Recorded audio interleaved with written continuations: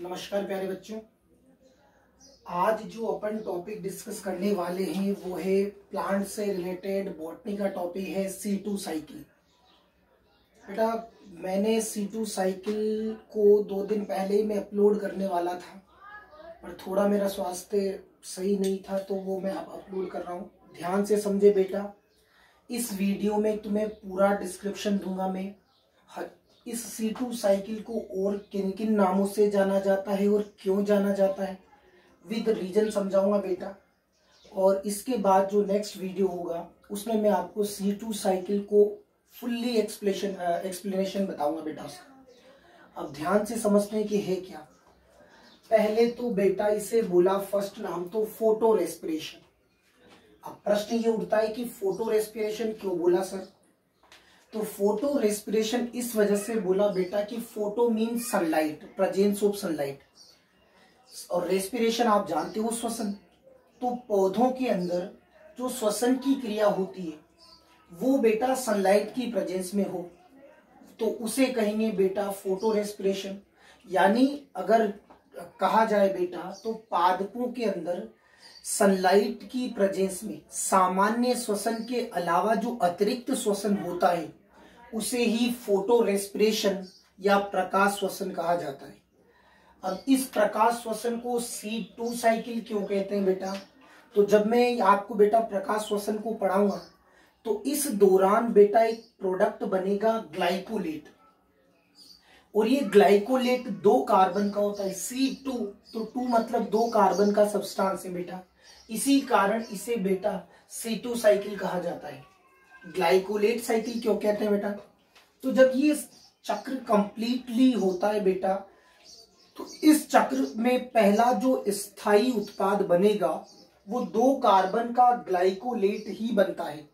इसी कारण बेटा इसे ग्लाइकोलेट साइकिल भी कहते हैं। सर इसे वारबर्ग इफेक्ट क्यों कहा जाता है? देखो एक वैज्ञानिक थे जिनका नाम था ओटो वारबर्ग।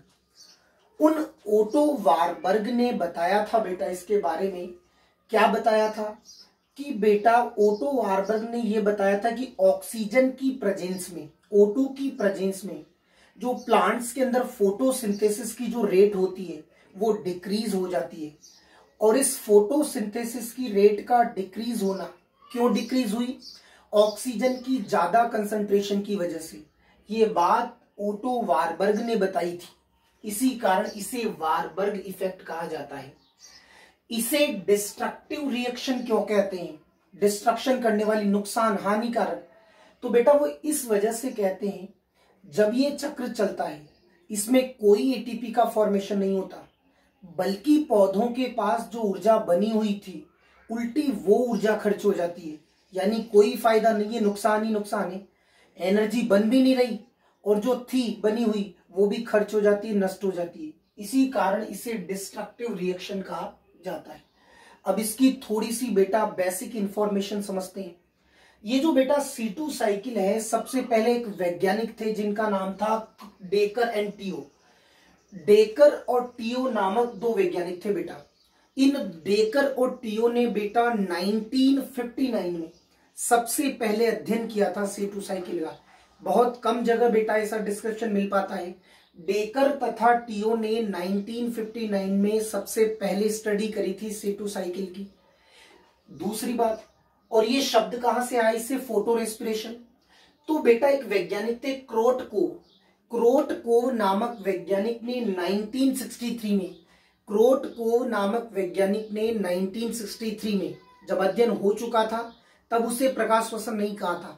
उसके 4 साल बाद क्रोटको नामक वैज्ञानिक ने प्रकाश श्वसन या फोटो रेस्पिरेशन शब्द को काम में लिया था बेटा, ये ध्यान रखें आप। इसके अलावा बेटा देखा जाए तो ये जो C2 साइकिल होता है हार्मफुल प्रोसेस होती है बेटा, यानी नुकसानदायक होती है, मैं बोल चुका हूं। ये जो अकर है बेटा it is mostly occur in C3 plants. बेटा आप ये ध्यान से समझ लें, आप बॉटनी में C4, C3, CAM प्लांट्स के बारे में पढ़ोगे तो ये जो प्रकाश श्वसन होता है केवल और केवल C3 प्लांट्स में होता है। मोस्ट इंपोर्टेंट बात है, इसे अंडरलाइन करें आप जब नोट्स मेंटेन करें तब ये ध्यान रखें। सर C4 और CAM crassulacean acid metabolism cycle होता है प्लांट्स के अंदर, उनमें क्यों नहीं होता? तो बेटा उनमें जो एनाटोमी है उसमें विशिष्ट प्रकार के कुछ चेंजेस आते हैं, वो कुछ चेंजेस कर लेते हैं, तो उनमें ये हानिकारक प्रोसेस नहीं होती। केवल C3 प्लांट्स के अंदर ही ये C2 साइकिल होगा बेटा। नेक्स्ट, अब क्या प्रोसेसिंग है उसको थोड़ा सा समझते हैं। यहां मैंने शब्द लिख रखा है रुबिस्को, और आपको बेटा एक बात किसी ने बताई हो या आपने पढ़ा हो या नहीं पढ़ा हो, रुबिस्को शब्द आपने सुना होगा, बट इसके बारे में एक बात ये सुन लें, it is most abundant enzyme of earth. पूरी दुनिया में अगर सबसे ज्यादा कोई एंजाइम प्रेजेंट है प्लांट से रिलेटेड तो वो रुबिस्को ही है। मोस्ट अबंडेंट, काफी ज्यादा बाहुल्यता में पाया जाने वाला एंजाइम है रुबिस्को। अब रुबिस्को की फुल फॉर्म भी मैं बता देता हूं बेटा, राइबुलोज 1,5 बिसफॉस्फेट कार्बोक्सिलेज ऑक्सीजनेज। मैं एक बार फिर से रिपीट कर रहा हूं, राइबुलोज 1,5 बिसफॉस्फेट कार्बोक्सिलेज ऑक्सीजनेज, ये रुबिस्को एंजाइम है बेटा।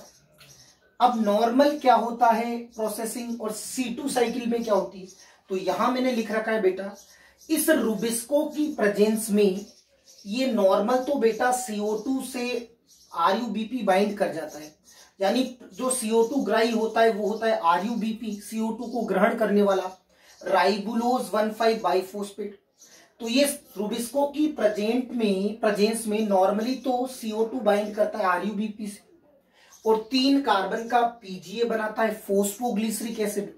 और जिन बच्चों ने बेटा C3 साइकिल या केल्विन साइकिल पढ़ रखा है उन्हें ये पता है बेटा कि PGA जो होता है 3 कार्बन का C3 साइकिल का प्रथम स्थायी उत्पाद होता है, तभी तो ये C3 साइकिल है बेटा, तो PGA बनता है और ये PGA बेटा C3 साइकिल में जाता है, आपको पता है।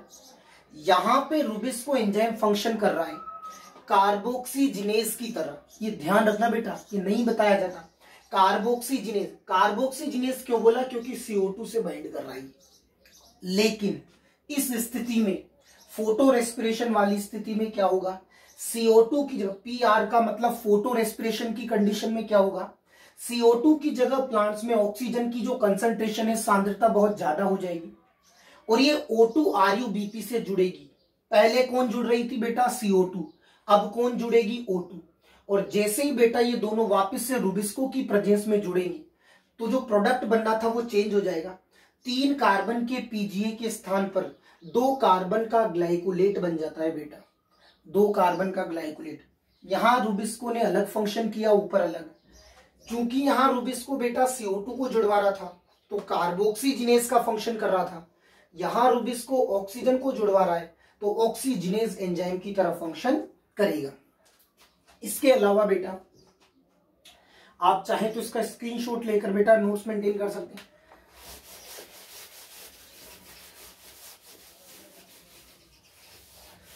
कुछ बातें, ये जो C2 साइकिल